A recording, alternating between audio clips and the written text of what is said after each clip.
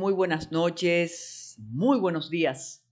Inolvidable será el inicio de este febrero del año 2023, el segundo mes del año, porque nos levantamos ese 1 de febrero, o quienes estábamos ya trabajando, sentimos un remesón de la tierra. Fue el día del temblor y ese hecho nos permitió recordar dónde vivimos. Vivimos en una isla de alta sismicidad y eso nos obliga a tener siempre presente que en cualquier momento puede ocurrir lo que nos estremeció ese 1 de febrero. Nosotros hemos tenido la advertencia de los especialistas durante toda la vida republicana, si se quiere. Tenemos los episodios de los terremotos que han ocurrido en el país, que han deshecho, han cambiado la estructura de la isla desde aquel terremoto en Matancitas, o que afectó Matancitas en la isla, que afectó la zona norte, afectó Nagua. Cambió la forma, la orografía en términos técnicos de esa zona. Después hemos tenido sucesivos eventos, recordemos en el año 2012, el que ocurrió y que afectó la zona de Puerto Plata, y siempre, la semana pasada, justo antes del estremecimiento de febrero, el Instituto Sísmico había reportado en un solo día, creo que 20 movimientos. Esto, y siempre tenemos que recordar a Osiris de León, gran amigo de Metrópolis, gran amigo nuestro, gran colaborador, cuando dice que desde tener cuidado con las edificaciones hasta saber qué hacer en el momento, siempre nos ha dicho y siempre nos ha advertido. ¿Qué ocurrió esa mañana de inicio de febrero? Bueno, que notamos que la advertencia oficial se dilató. Más bien hicimos un recuento de todas las personas que estábamos trabajando en comunicación en ese momento. Bromeamos quién se quedó en cabina, quién huyó, quién se movió, quién gritó, quién rezó, porque hasta hubo algo que se convirtió en viral, estos comunicadores que en el momento empezaron a rezar un Padre Nuestro. Eso es parte de la narrativa del desastre, pero lo que tenemos que tener presente, que en momentos así, y lo comentaba con otros amigos y otros comunicadores, el canal oficial, las emisoras oficiales deben servir para advertir, para decirnos qué hacer y qué pasó o qué podría pasar. No hubo réplicas y eso fue importante porque a veces las réplicas provocan daños mayores. No hubo, bueno,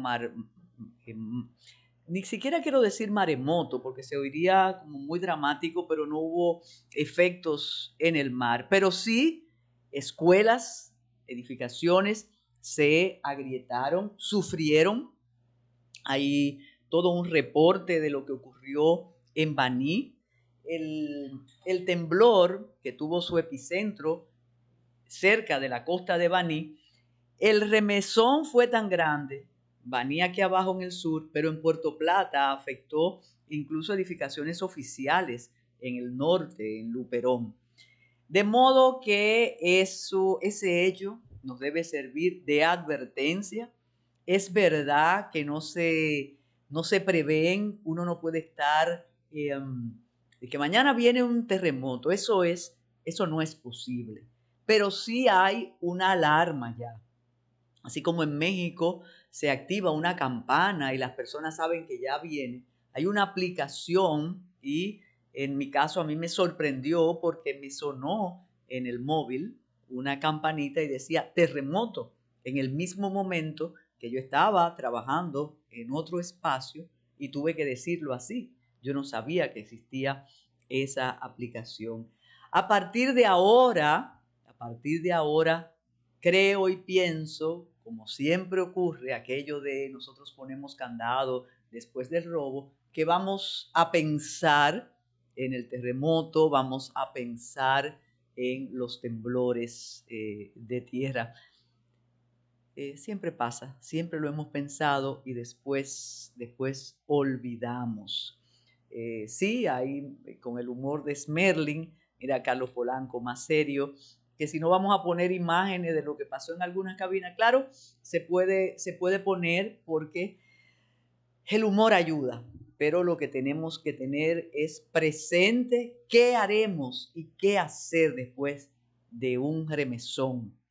Y antes, cuando alguien me decía en el grupo que puede hacer la autoridad, bueno, de inmediato advertir que hay que cerrar las llaves de paso de gas, hay que tener cuidado con el tendido eléctrico, los bomberos se deben activar, pero imagínense, los bomberos aquí solo los recordamos cuando hay un episodio y nos olvidamos de ellos y sus penurias nos son indiferentes.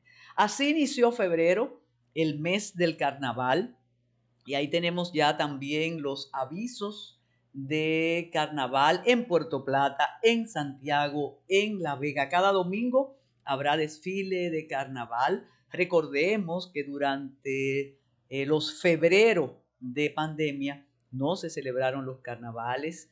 Ya el año pasado sí comenzó, pero ahora con más libertad y con ese deseo de manifestar la creatividad en los distintos municipios, el carnaval va. En Santiago, y creo que en La Vega será dedicado a la memoria de Víctor Herarte, vitico, folclorista, carnavalero, que no se ha vuelto a hablar más nunca del crimen que le quitó la vida. Así que entre miedo por el temblor, campaña, elecciones y encuestas, vamos a disfrutar el carnaval dominicano.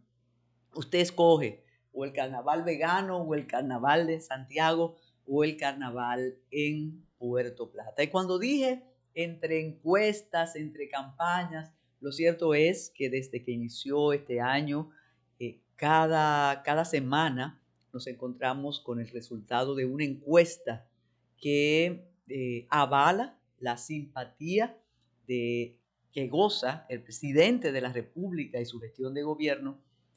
Dije presidente como para subrayar, sí, porque no hablamos del partido. Aquí hemos insistido en Metrópolis que el PRM es el partido del presidente Luis Abinader.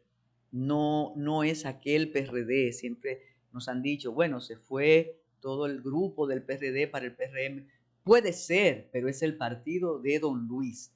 Entonces, las encuestas nos las entregan para valorar y siempre el presidente está muy alto.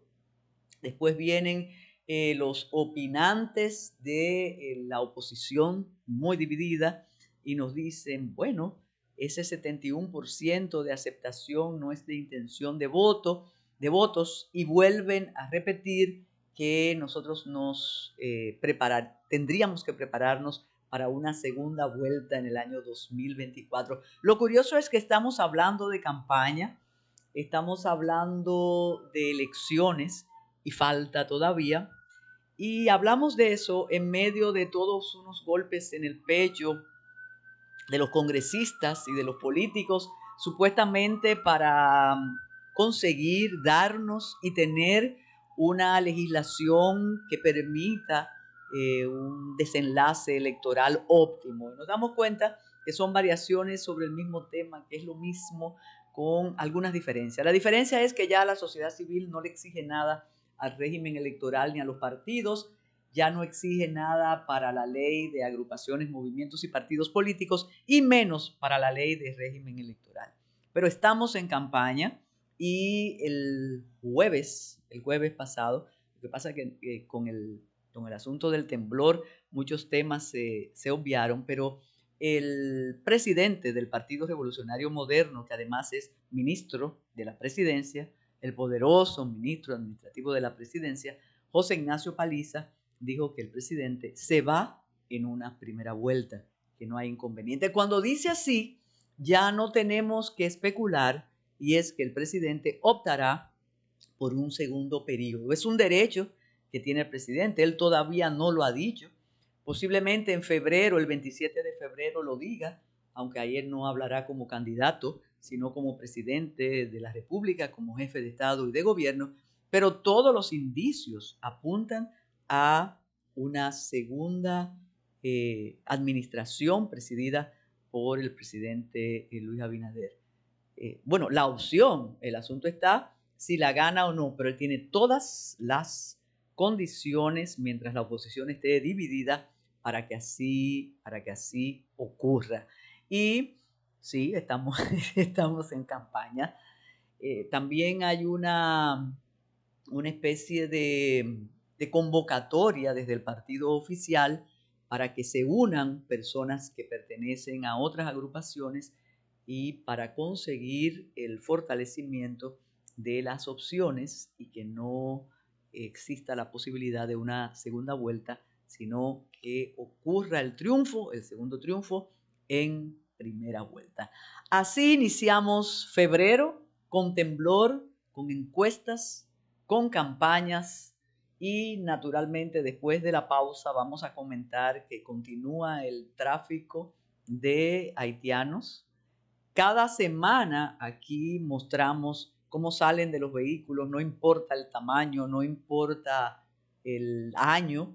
Y también el jueves veíamos en un vehículo que salían 26 traficados. Había niños, había mujeres, había hombres y ocurre lo mismo. El responsable huye, deja el vehículo, deja a los indocumentados y que las autoridades resuelvan. Ahí tenemos esas imágenes. Eso es lo que comentamos. Sigue el tráfico de indocumentados, sigue el reclamo del presidente de la República hacia afuera, pero el problema Haití es un problema que no tiene solución. Ya del muro no se habla y realmente ¿qué puede solucionar el muro?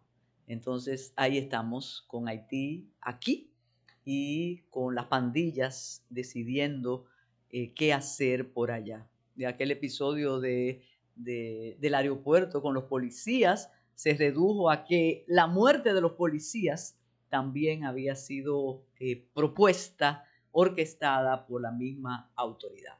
Vamos a hacer una pausa y regresamos con el caso de La Victoria, ese centro penitenciario que es tierra de nadie, a propósito del aniversario. Bueno, lo de Caracoles viene por ahí, pero hace un año que vimos algo en La Victoria que pensábamos que iba a cambiar aquello, pero no ha sido posible y ya La Victoria parece no importarle ni a las autoridades, ni a la sociedad civil, ni a ninguna organización que antes trataba de vigilar lo que ahí ocurría. Entonces, tenemos que recordar eso solo para saber y para dejar constancia que es un problema no resuelto y que es un problema que parece que por ahora no se va a resolver, como el problema del tránsito, no solo en el Gran Santo Domingo ni en el distrito, sino en todo el territorio nacional. Con Intran, sin Intran, con DGCET, con Hugo y sin Hugo.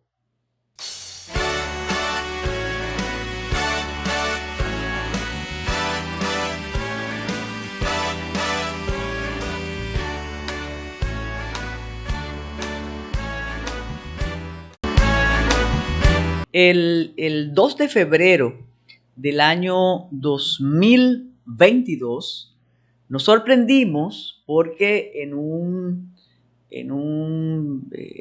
acontecimiento inesperado llegaron a la Penitenciaría Nacional de la Victoria militares, policías y autoridades de la Procuraduría General de la República para hacer una requisa, un allanamiento en la Penitenciaría Nacional de la Victoria. La penitenciaría más vieja de la República Dominicana, la prueba de la vergüenza del sistema, donde hay miles de dominicanos recluidos, abandonados, maltratados y delinquiendo, porque oscilamos entre la pena, la lástima por las condiciones en que están esos seres humanos, pero reconociendo que desde ahí se trafica, se delinque, se cometen crímenes, se secuestra, se cometen estafas y las autoridades impertérritas no pueden hacer nada ahí. Recordemos, eso siempre lo recordamos, como el señor Roberto Santana denunció cuánto ganaba el encargado de seguridad de la Victoria semanal y no pasó nada. No pasó nada, ni el encargado de seguridad le reclamó a Roberto Santana, ni Roberto Santana volvió a referirse al hecho. Y ha seguido entre policías, entre procuraduría, entre presos, indemne, sin nada, feliz de la vida. Entonces vimos esa requisa, la esperanza surgió, todos los alabarderos del cambio dijeron, sabíamos que eso iba a ocurrir con estas autoridades que están muy ocupadas para ratificar su independencia tal y como dispuso la sociedad civil y el poder ejecutivo, que ellos son independientes y todo lo que hacen obedece a su conciencia, a su historia, a su compromiso con la patria. Qué bueno que entren ahí. Qué bueno, en ese entonces todavía no había sido promulgada la nueva ley que ordena, dispone y pretende la transformación del sistema penitenciario. Estaba la 224, que Roberto Santana conoce muy bien, el nuevo modelo que ya todo volvió a ser el antiguo modelo. Encontraron, vamos a empezar de lo pequeño a lo grande, encontraron abanicos, neveras, estufas, radios, armas, blancas y no blancas, cocaína, marihuana, parábolas, acondicionadores de aire. Pero lo más espectacular fue que descubrieron que ahí funcionaba, no sabemos si funcionaba, un centro de comunicaciones, un centro de venta de señal de internet que le daba el servicio o le da a todo el municipio, a toda la comunidad. Lo más que nos dijeron como sociedad es que eso lo operaba un preso que es un genio, un joven genio, que en esa época tenía 29, ya debe tener 30, 31, y que él dirigía las cámaras. Las autoridades, en una especie de mea culpa de la derrota, decían, nosotros pensábamos que con esas cámaras vigilábamos a los presos, pero ellos nos vigilaban a nosotros. Las preguntas se quedaron en el aire. ¿Cuál es la compañía de comunicaciones que le provee la señal? ¿Quién cobra? ¿Cómo entraron los equipos? ¿Quién instaló las cámaras? ¿Quién vende? ¿A quién le llevan el dinero, la mensualidad? Todo eso nos preguntamos y nos seguimos preguntando durante un año, pero nada ocurrió. Basta mirar esas imágenes y el entusiasmo que se tenía entonces, que tenía la sociedad, porque las propias autoridades hablaron diciendo que era una vergüenza eso que ocurría ahí en la Penitenciaría Nacional de la Victoria. Por eso cada vez que surgen las estafas y los asuntos piramidales y los secuestros de mándame aquí el dinero, la clonación de tarjetas, todas las sospechas se dirigen a los centros carcelarios nuestros, porque desde ahí se dirigen asociación o se conforman asociación de malhechores, de estafadores. Pasaron los meses y se cumple un año de aquella requisa espectacular que despertó la esperanza en la población dominicana, en sus autoridades que iban a tratar de enmendar la miseria carcelaria en la República Dominicana, sobre todo con personas que conocen el sistema carcelario nuestro desde hace más de 40 años. Pero lo que está en la palestra es que como no se puede entrar ahí, no se puede reformar aquello, ahora todos los esfuerzos, y para eso sirven las organizaciones de la sociedad civil, siempre tan dispuestas a ayudar al país y a su gente, lo que ahora se dice es que se necesita un Ministerio de Justicia para que el Ministerio de Justicia administre el horror y el negocio carcelario. Mientras tanto, la pregunta es, ¿y qué vamos a hacer con eso que tenemos ahí? ¿Qué vamos a hacer? ¿Qué vamos a hacer? Bueno, el aniversario es de la victoria, ¿eh? Pero ¿qué vamos a hacer con los demás recintos? Que pasa igual, en menor escala, porque son más pequeños, pero pasa lo mismo. Y son esas soluciones de la impotencia y de la complicidad, porque recordemos una vez cuando el señor Santana dirigía aquello en la gestión anterior, cuando él decía que había que demoler la victoria. Entonces con la demolición se solucionaba todo. Dicho sea de paso, ese mismo señor habló de que ya las Parras, edificación de las Parras, que se considera cuerpo de delito, aunque se extendió, se firmó una adenda del contrato que habían firmado las autoridades anteriores, pero ya eso, él decía que estaba listo para trasladar los privados de libertad, pero ya eso no se menciona, es mejor que se pierda, es mejor que ese dinero público descanse ahí. A mí me luce que se parece como al canódromo, esa instalación penitenciaria. Se confunden las cosas y es tan poderosa la narrativa para encubrir y decir que lo que decimos no es así. Mientras tanto, se deben reír muchísimo en la Penitenciaría Nacional de la Victoria cuando ven estos comentarios, y librémonos de que desde ahí no nos llamen para ofrecernos algo maravilloso y estupendo. Hace un año ya de aquello. De lo que hace más, de lo que hace 50 años, es del desembarco en Caracoles. Y vamos a comentar el hecho y vamos a difundir unas imágenes y unos trabajos estupendos, tanto de Carlos Julio Félix como de René Fortunato, en el segmento que viene.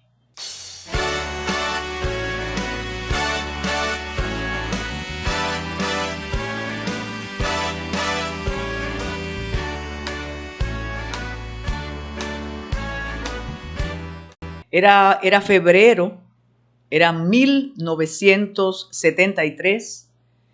Ya los rumores daban cuenta de que algo iba a ocurrir.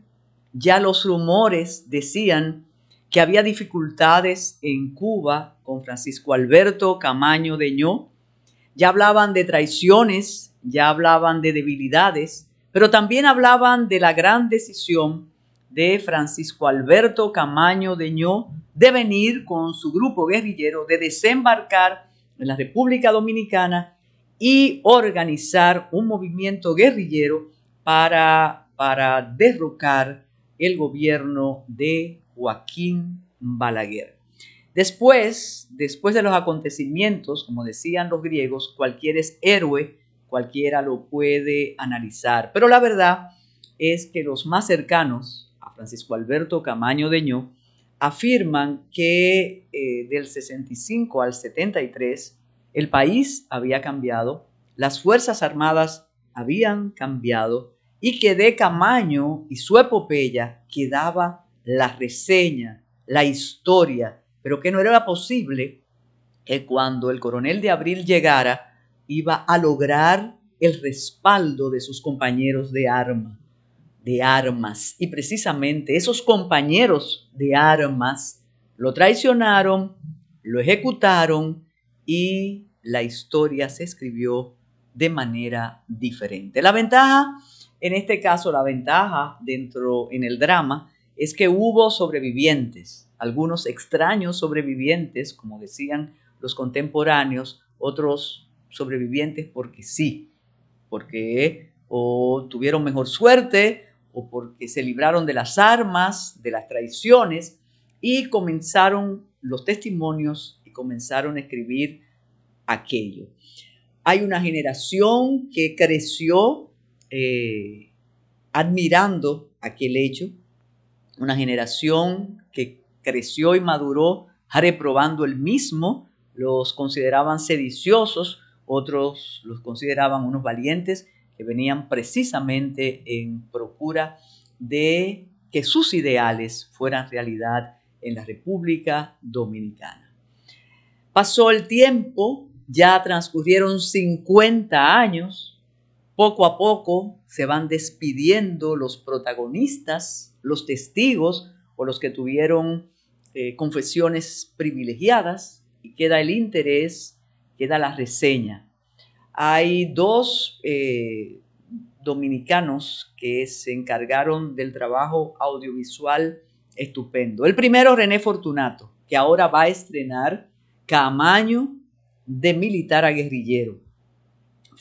Cada vez que usamos los trabajos, difundimos los trabajos de René Fortunato, de manera obligada tenemos que hablar de su calidad, de su compromiso y de su legado. Y ahí tenemos el fragmento que está contenido en La violencia del poder. Tenemos el desembarco. También, años después, Carlos Julio Félix, pedernales, que conoce muy bien la zona del desembarco, tiene un trabajo de 40 y tantos minutos que lo revisamos cada año, volvemos a escuchar todo lo que explicó y compartió Claudio Camaño con Carlos Julio Félix, y hemos hecho la selección adecuada, como hacemos cada año, para que no se olvide aquello. Y usted puede valorar, justipreciar lo que significó para la República Dominicana, para la historia de la lucha de izquierda o revolucionaria, o la lucha revolucionaria, aquello, y cómo años después los responsables de los fusilamientos no tuvieron consecuencia, porque desde ahí mismo, desde la perspectiva militar, el argumento es que estaban cumpliendo con su deber y que ellos eran unos sediciosos y que por eso tenían que actuar como actuaron. De modo que ahí tenemos el segmento de René Fortunato y parte de la entrevista que le hiciera Carlos Julio Félix a Claudio Camaño. Así que valoren ese trabajo, valoren el hecho y luego se quedan con ready para exportar. Adelante, Esmerlin, con la selección.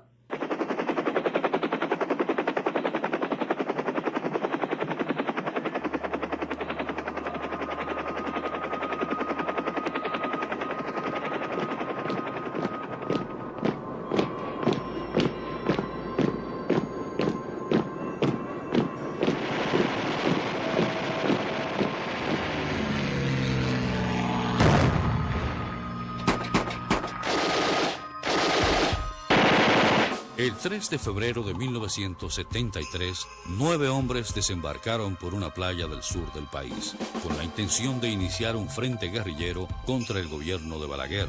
Al frente del grupo estaba el coronel Francisco Alberto Caamaño de Ño.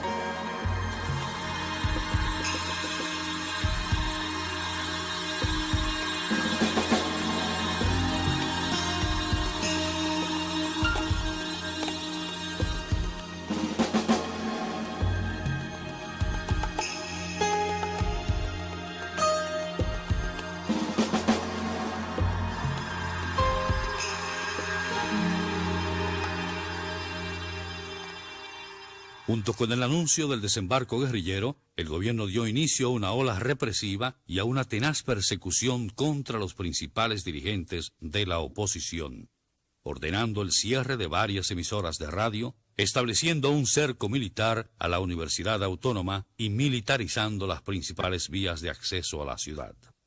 Hace apenas algunas horas regresé de las zonas del municipio de San José de Ocoa, en donde actualmente se desarrollan algunas acciones subversivas que realiza el grupo de guerrilleros.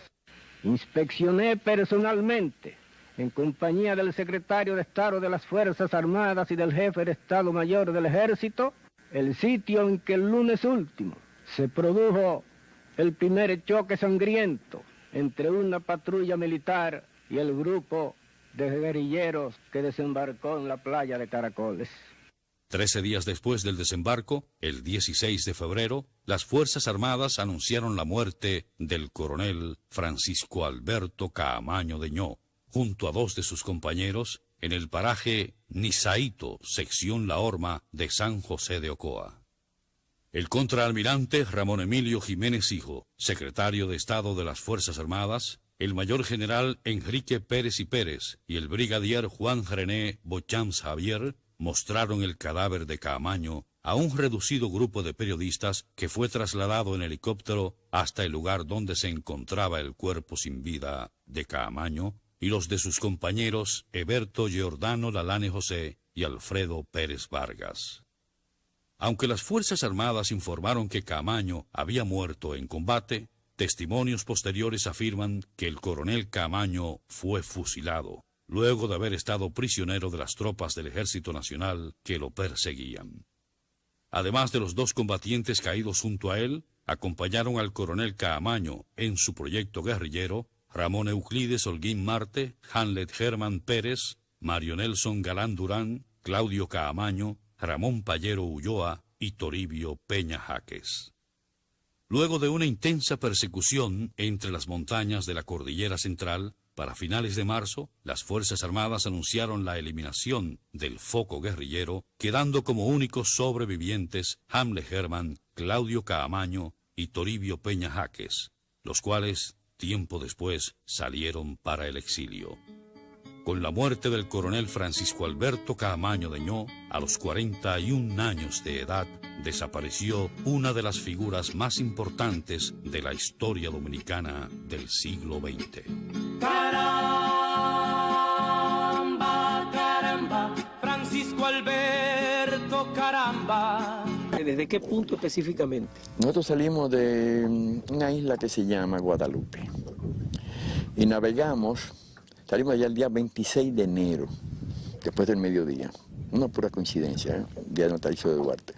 Ahí navegamos Isla Pájaros, que son unas islas que quedan frente a Venezuela y pertenecen a Venezuela. Allá en Isla Pájaros pues, son unos callos de arena muy bajos, y uno tiene más de 1 metro sobre el nivel del mar, donde ahí teníamos un entierro, nos habían hecho los cubanos. Ahí estaban los equipos nuestros de armamento, dinero, las cosas que no podíamos tener en los aviones.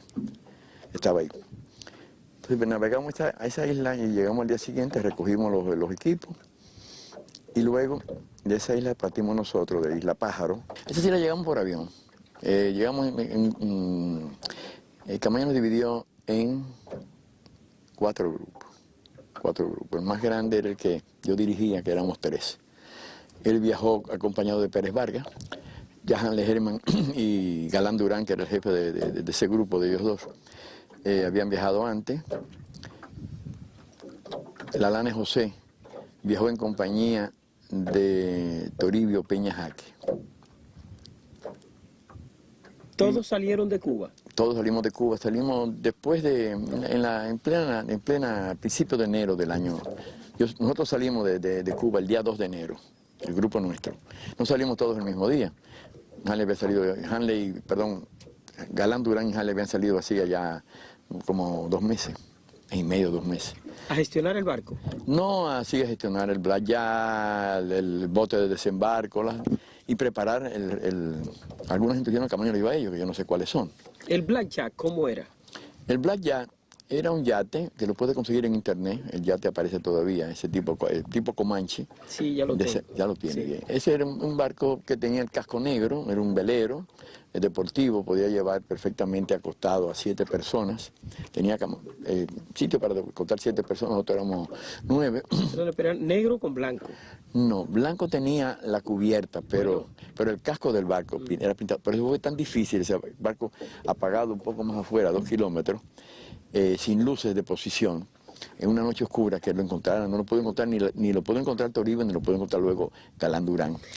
Sí, entonces me decía que salieron el 26. El 26 salimos. ¿Quién fue el primero que estuvo en el timón? En el timón del barco, cuando salimos de ahí, creo que era Hanle, y estábamos yendo por un canal, entonces Hanle hablando, se descuidó y nos encallamos a menos de 300 metros de la costa. Ya ¿De la costa de dónde? De la costa de Guadalupe. Ajá. Nos encallamos. Entonces nos tiramos al agua, Payero, yo y yo, a ver qué daño. Tírense al agua, nos tiramos al agua, a ver qué daño había. Se había montado en una cantidad de nosotros decimos aquí pateñame, son formaciones de corales en el mar.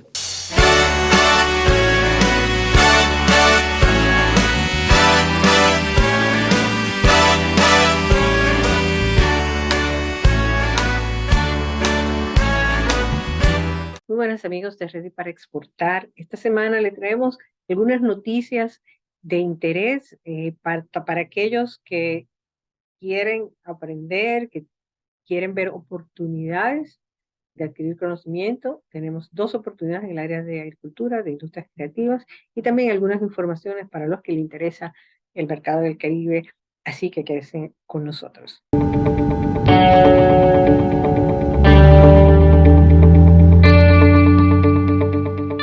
Las industrias creativas generaron el año pasado 1.1 trillones de dólares en servicios a nivel mundial.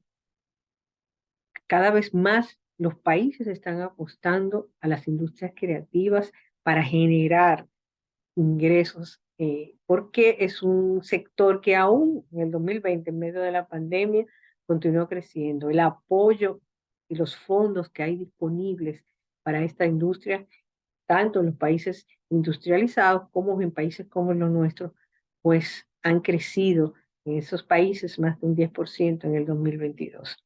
Para el área del Caribe hay fondos como el Creative Caribbean, que maneja la UNESCO y a la que República Dominicana tiene acceso y que se administra a través de envíos de propuestas, de llamados y envíos de propuestas. Y también está el programa Transcultura, que lo maneja la oficina de la UNESCO para América Latina y Caribe, que está ubicada en La Habana, Cuba, y que también tiene proyectos y fondos. En este caso, tiene un llamado abierto para las personas de la industria creativa, artistas y empresas que les interesa aprender a hacer propuestas.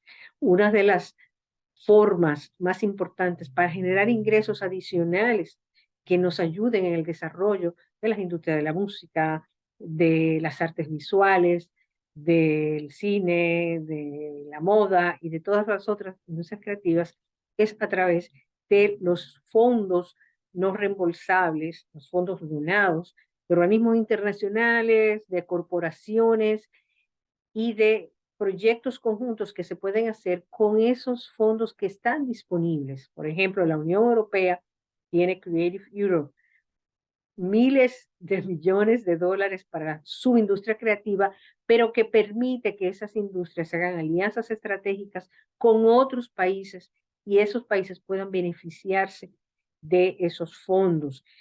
Eso incluye algunas islas del Caribe, como Curazao, como Aruba, como San Martín, que son parte del Reino de los Países Bajos y que tienen acceso a todos esos miles de millones de fondos europeos. Una alianza con algunas de esas empresas puede generar que tengamos acceso a eso, pero para poder tener acceso a esos fondos necesitamos que esos fondos, que esas propuestas puedan hacerse de manera que respondan a los criterios para poder ganar esas propuestas. Hay trucos, ¿no? Hay formas de ver, de preparar esas propuestas de manera que la idea que tenemos, que ese proyecto se presente desde el punto de vista de su factibilidad, desde el punto de vista de impacto, pero sobre todo hablando el lenguaje del donante, no del lenguaje que a veces tenemos nosotros en la mente. A veces vemos claramente, y sobre todo en la industria creativa, donde somos tan apasionados por lo que hacemos, esa idea genial, ese proyecto genial que es nuestra creatividad, que es nuestro bebé, a veces no queremos moldearlo o adaptarlo de manera que pueda acceder a esos fondos. Hay temas que son más importantes, hay formatos que son más importantes. Entonces, a veces es cómo estructuramos este proyecto. No necesariamente tenemos que cambiar el proyecto en sí, pero cómo lo estructuramos, con quién nos asociamos, de manera que ese proyecto sea más atractivo y pueda ganar y acceder a esos fondos. Entonces, ahora el proyecto Transcultura le está ofreciendo a los artistas dominicanos y a todos los otros artistas del Caribe la oportunidad de aprender cómo hacer esto en un curso que se llevará a cabo del 4 al 27 de abril, pero que ustedes tienen que solicitar ya, porque ya desde ahora la solicitud de cupo está abierta. Ustedes tienen que llenar una solicitud y ser seleccionados para participar en este curso. Así que espero que todas las industrias creativas, los artistas, aprovechen esta oportunidad y tengan ese conocimiento, porque muchas veces han dejado de conseguir fondos para sus proyectos simplemente porque no han podido estructurar una propuesta que llegue, que reúna los requisitos y que llegue a los donantes. Así que pueden solicitarlo. Tenemos el enlace en las redes de Next Consulting, pero también pueden ir directamente a la página de la UNESCO, de Transcultura, y obtener más detalles. Otra oportunidad que tienen, y ya esto es para la próxima semana, es un diálogo de Caribe, Unión Europea, sobre la agricultura y los sistemas alimentarios sostenibles. Como ustedes saben, porque ya lo hemos dicho en otras ocasiones, aquí en Redes para Exportar, la Unión Europea ha modificado su legislación y ha establecido, ya aprobada desde diciembre, que va a entrar en vigencia en 2 años, que productos como el cacao, como el café, van a tener que cumplir requisitos adicionales de sostenibilidad y de reducir el impacto medioambiental, de manera que puedan entrar a esos mercados. Entonces, no es solamente que es importante que tengamos un sistema alimentario sostenible precisamente para que pueda sostenerse en el tiempo, sino que también tenemos que cumplir con requisitos de mercados y con los requisitos que a veces son aún más fuertes que lo que imponen los gobiernos, que son los requisitos de los grandes compradores en Europa, en Estados Unidos, que a veces va un poquito más allá de lo que pide el gobierno porque se los exige sus consumidores, o se los exige lo que su marca ha decidido, su branding, lo que su marca ha apostado. Si su marca ha apostado productos sostenibles, entonces van a demandar cada vez más de nuestros productores esto, y es importante que tanto los hacedores de políticas públicas, que las instituciones que aconsejan en el área de agricultura, y que también los mismos agricultores pues tengan este conocimiento, participen en este diálogo. Es importante que la República Dominicana participe, esté presente, porque tenemos que hacer nuestra voz valer. Somos el país, por ejemplo, para que los productos orgánicos, para el cual los productos orgánicos son más importantes, por lo tanto tenemos que tener una voz. Ya el Ministerio de Agricultura está en el programa, pero también es importante que participe todo el sector privado. Así que ojalá usen también esta oportunidad, y si quieren también más informaciones pueden ir también a las redes de Next Consulting o a las redes de la delegación de la Unión Europea en la República Dominicana. Y para el mercado del Caribe hay 2 oportunidades que ustedes tienen para promocionarse en esos mercados. Las exportaciones dominicanas a Jamaica y a Trinidad, que son nuestros 2 principales mercados en el Caribe, han crecido en el 2022. Tenemos 2 embajadores muy dinámicos. En Jamaica tenemos la embajadora Angie Martínez, que la hemos tenido aquí en Ready para Exportar. Ustedes pueden ir a ver programas anteriores sobre Jamaica, o de Trinidad y Tobago, buscando Jamaica o Trinidad y Tobago en readyparaexportar.com, y ahí buscar más informaciones. Pero le tenemos para esta semana, que ahora en el mes de febrero, del 20 al 24, se va a celebrar la Semana Dominicana en Jamaica. Es una oportunidad para ir, para hacer networking al más alto nivel y para hacer contactos de negocios. Entonces, pueden ir directamente a las redes de la Embajada Dominicana en Jamaica y buscar más informaciones sobre este evento de la Semana Dominicana en Jamaica. Y en Trinidad y Tobago, donde estuvimos recientemente, también es una economía que ha ido creciendo después del impacto, ¿no?, que tuvo la bajada de los precios durante la pandemia, pero se ha ido recuperando. La demanda de productos dominicanos ha ido creciendo.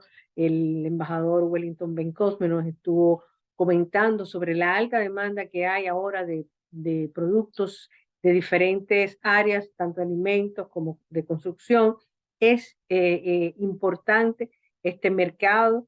En Trinidad se celebra la Feria Trade and Investment Conference todos los años, que es la feria principal de los países de la CARICOM. Es una oportunidad también para hacer los contactos de negocios con ese mercado. También en Trinidad estuvimos hablando con C15 Studio.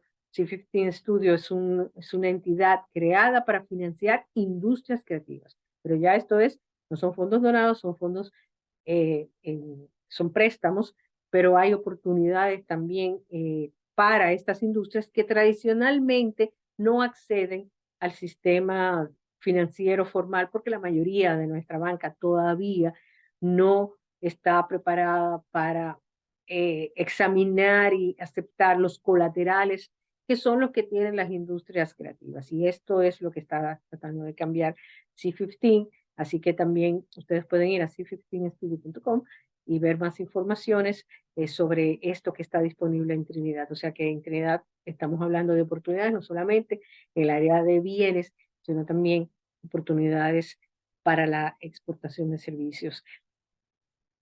Tenemos que aprovechar estos momentos. Muchas veces a nosotros nos escriben todo el tiempo, yo quiero exportar para las islas, yo quiero exportar, y a veces entonces hay oportunidades que están a la vuelta de la esquina, que están en las manos de ustedes y no la aprovechamos. Entonces aprovechemos la Semana Dominicana en Jamaica, aprovechemos la Trade and Investment Conference, aprovechemos que tenemos embajadas que están siendo diligentes en apoyar a los exportadores dominicanos y que tienen ya casos de éxitos que han visto cómo han llevado de la mano tanto empresas dominicanas al mercado de Jamaica y de Trinidad, como empresas de esos países que han venido a invertir a la República Dominicana. Entonces, tenemos que aprovechar las oportunidades cuando nos llegan los entrenamientos, la capacitación para poder acceder a los fondos y las oportunidades de mercado que muchas veces no las hacemos. Todo el mundo habla de que todo el mundo quiere decir, todos los organismos internacionales nos hablan de que se avecina una recesión. El Fondo Monetario Internacional hizo un pronóstico a la baja de cómo va a ser económicamente el 2023 para la mayoría de todo el mundo. Pues, se bajaron 2 o 3 puntos en casi todos los países del mundo en cuanto al crecimiento de las economías mundiales, lo cual quiere decir que tenemos que aprovechar todas las oportunidades que tengamos de acceder gratuitamente o con menos esfuerzo a oportunidades de comercialización, a oportunidades de capacitación, a oportunidades de acceder a fondos de apoyo a nuestra industria. Debemos maximizar lo que tenemos. No solamente tenemos que buscar diversidad en ingresos, pero también tenemos que ver qué es lo que tenemos que funciona, qué es bueno, qué es de calidad y cómo podemos potenciar eso yendo a diferentes mercados o aplicando ese servicio, ese bien de otra manera. ¿Cómo logramos exprimir todo eso a su mayor potencial? Y exportando es una de las formas en las que podemos aprovechar al máximo lo que estamos haciendo bien y podemos diversificar nuestros mercados de manera que podamos disminuir los riesgos de una recesión económica. No estoy diciendo que la vamos a tener en nuestro país, las previsiones locales son halagüeñas, pero quiere decir que tenemos que ser previsorios, tomar medidas, y eso quiere decir buscar las oportunidades, aprovechar las oportunidades, aprovechar todas las herramientas que están a nuestra disposición precisamente para capitalizar todo esto y podemos aprovecharlo. Si hay fondos para las industrias creativas, como es el caso de los fondos Transcultura, de Creative Caribbean, lo que nosotros tenemos que ver cuál es la vía más corta para yo acceder a esos fondos. ¿Cuál es la vía más corta? Aprender a hacer una buena propuesta, y una buena propuesta quiere decir que tenga todos los elementos que llenen los requisitos, pero que sea atractiva para esas personas que van a leer mi propuesta y que van a considerarla si la aprueban o no. Eso está al alcance de nosotros y ahora nos están ofreciendo la capacitación, así como nos están ofreciendo la oportunidad de ir a Jamaica, de ir a Trinidad y de aprovechar esos mercados. Así que yo espero que con estas oportunidades que le hemos traído estas semanas, pues participen, si es del área de agricultura, los miembros del gobierno, de instituciones, sector público-privado, de apoyo a nuestras exportaciones, tanto en industria creativa, en agricultura, aprovechando los mercados del Caribe.